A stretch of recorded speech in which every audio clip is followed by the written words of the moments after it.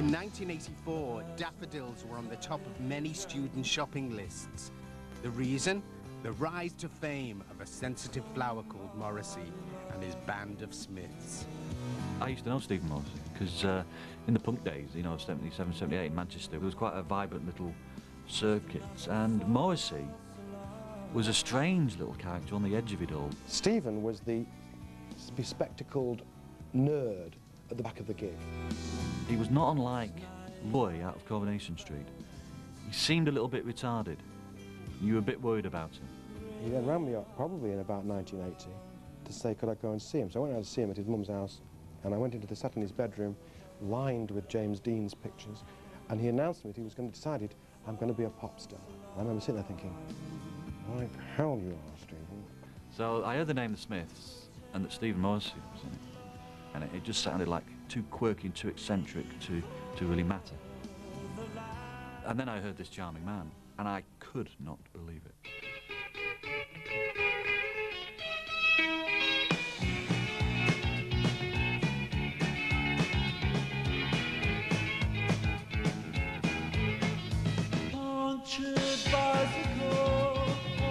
The Smiths, to me, were the most brilliant Manchester band of all time, and still are.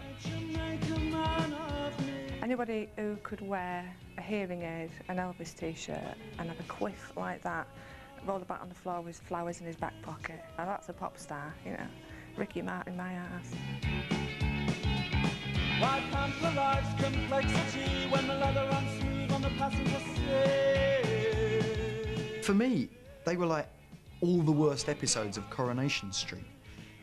I mean, Morrissey was just Ina Sharples. He just kept moaning in this dreary, rather camp northern voice. This man said it's gruesome that someone so handsome should care. People criticise him, saying, oh, they're miserable and all this, but they were really funny. Fantastic lyrics, Morrissey. I'd like to drop my trousers to the world. I am a man of means, of slender means. Each household appliance is like a new science in my town. I feel that I write with humour, and I never get recognition for this.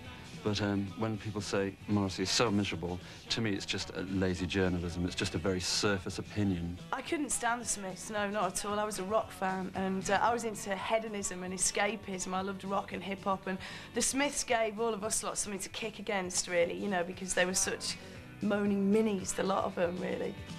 Yeah, the miserable Smiths fans and the miserable Smiths, well, they weren't miserable when we were playing. The gigs were like football matches, and that happened very quickly. You know, even in the small gigs, it was just chaos. You'd see sort of concerts years ago where people would just be going to any lengths to climb onto that stage and like throw their arms around them. I was in Derby, working there, and the old Grey Whistle Test were filming the Smiths live in concert at the Assembly Rooms in Derby. These coaches from Manchester come down. There were about 400 people in the audience, and it was absolutely wild, and you'd never seen anything like it, all throwing like daffodil stems. It got a bit treacherous in the end, the flowers thing, because the stage was so goddamn slippy. You know, I'd be wearing moccasins, and you'd be thinking, oh, you know, you're getting down with your bad self, and the next thing, whoa, a tulip, bang.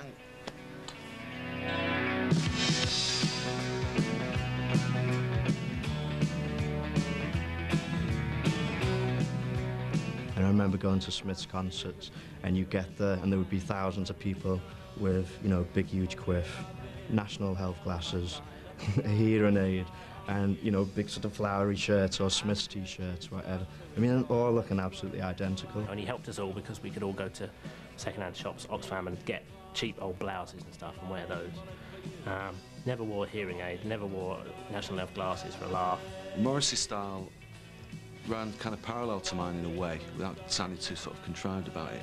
We were into retro Levi's, which at that time were not really that expensive. Now you have gone, and you must be looking very old tonight. The devil will find work for idle hands to do.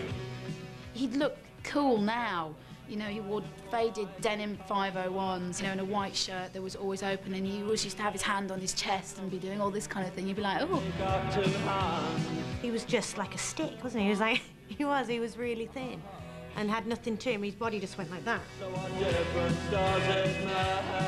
He was kind of adopted by really privileged middle-class students as their great hero because, you know, they'd always dreamed, I suppose, of being genuinely downtrodden and hard done to. And, of course, these people had an incredible lifestyle, but really just wanted something to moan about. Oh, the devil will find work for idle. For me personally, I feel like I'd always been a bit of a weirdo. I was always the one that got bullied at school, bullied where I lived. I was living on a big council estate, and things were sort of pretty bleak. And then Morrissey came along, basically the Smiths came along, kind of saying, I'm a weirdo too, we're weirdos, and join our gang and you'll be okay.